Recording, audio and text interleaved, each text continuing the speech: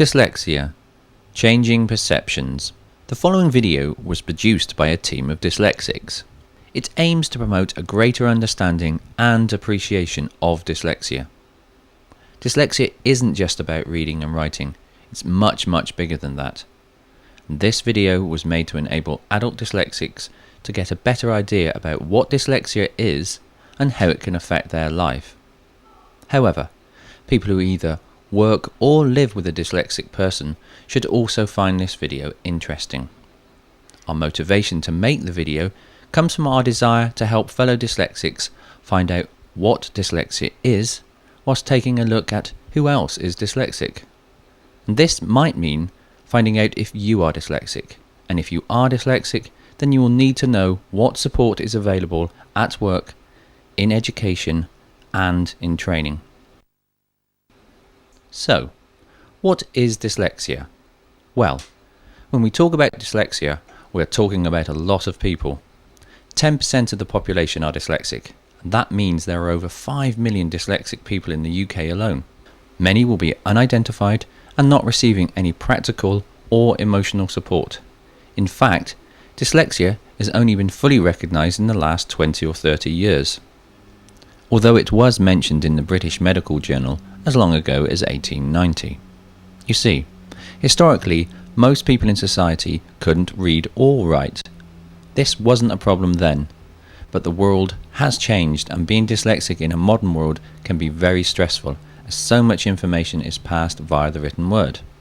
Indeed, the word dyslexia itself is from the Greek, dys meaning difficulty, lexia meaning words. But this only explains literacy problems and does not explain the difficulties many dyslexics have with short-term memory and organisation. From the outset, you should know that there is no cure for dyslexia, although some things like tuition might help with improving literacy skills. Actually, in many situations, dyslexia can be a real advantage, yet dyslexics continue to struggle in a society that chooses to measure intelligence by their ability to read or write.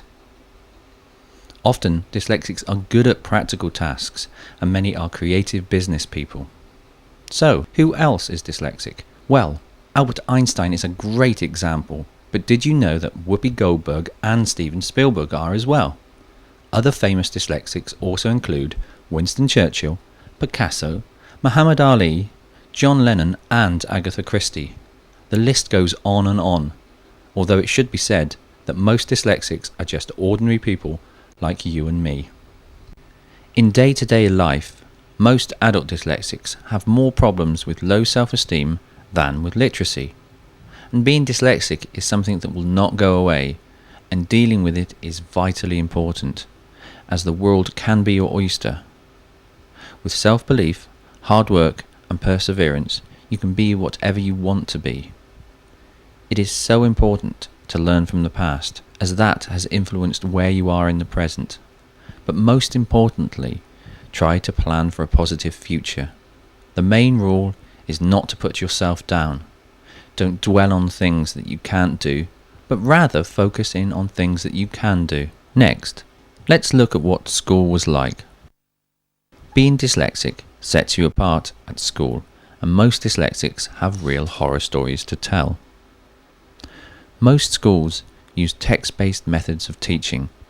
This means a lot of information is transferred using textbooks or copying from the board.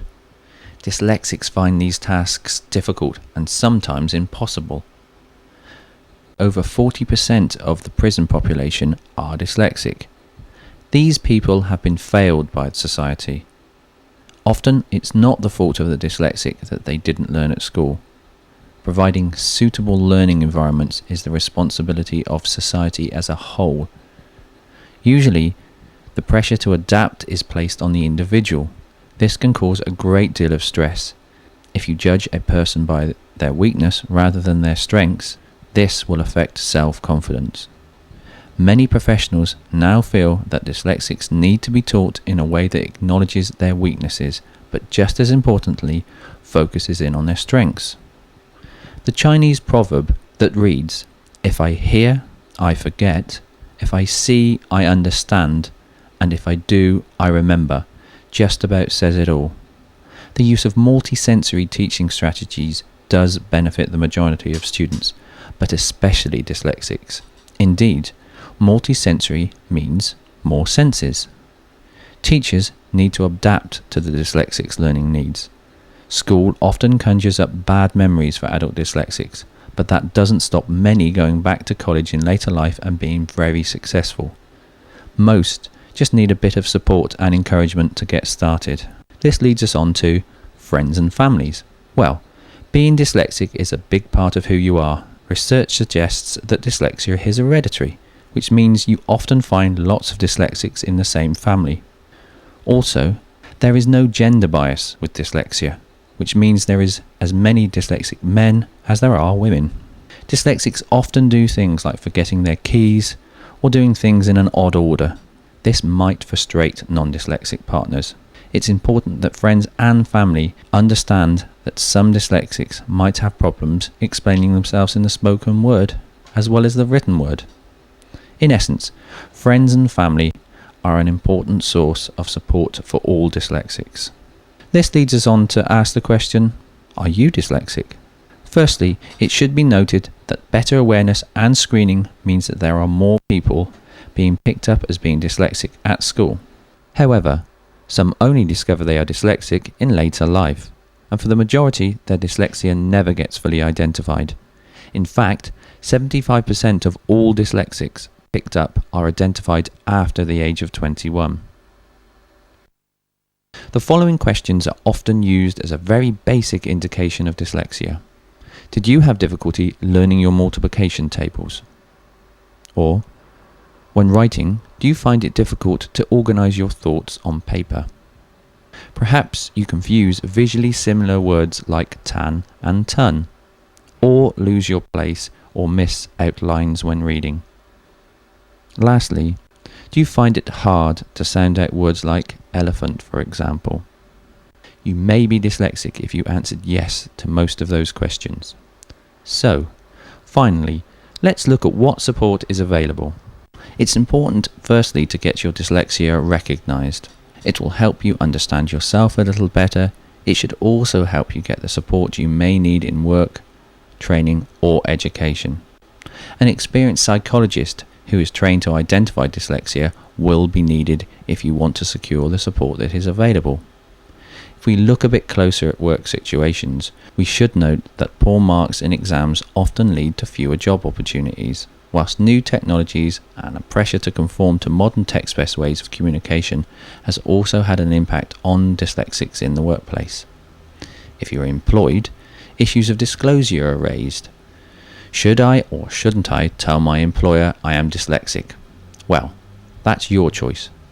But a good employer shouldn't discriminate, and the law is there to help dyslexics in the workplace. In the world of employment, everyone is good for something. It's a matter of working with the person's dyslexia in a positive way. Your job centre should have a member of staff that can offer guidance and support. And if you're at college, you should have the same sort of opportunities. Indeed, many dyslexics are entitled to apply for the Disabled Students Allowance. This may help to buy a computer or fund a support worker to help with organising essays, for example. So don't be afraid to share your experiences with fellow dyslexics if the opportunity arises. Knowing that others have gone through the same things can really help. Support groups can be useful for some people, whilst one-to-one tuition benefits others. Many adult dyslexics develop their own coping strategies, such as keeping a weekly list of all those important things that need to be done at home and at work. Always ensuring, of course, that this list is updated. Others keep a diary for all those important birthdays and appointments. There are so many things that can help. Talking books are a great way of accessing both information and stories. Or maybe try a computer that reads your mail and allows you to dictate into a word processor. Whilst BT provide a free directory inquiry service for dyslexics, just phone the operator and ask for details. There are people out there who want to help, and it really can make a difference. There is help with things like short-term memory, literacy, or organising yourself and preparing for job interviews. So, thanks for watching, good luck and goodbye.